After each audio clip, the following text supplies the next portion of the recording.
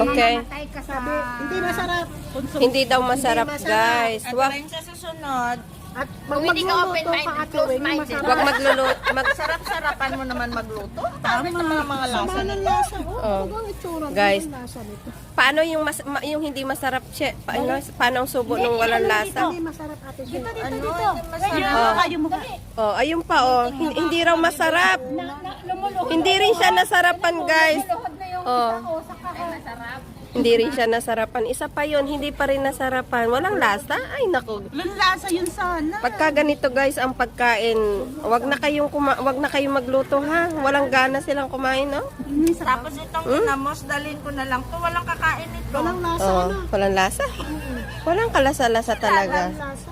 Bawal sa akin yan, Bea. Ayan. Bawal. Ayun.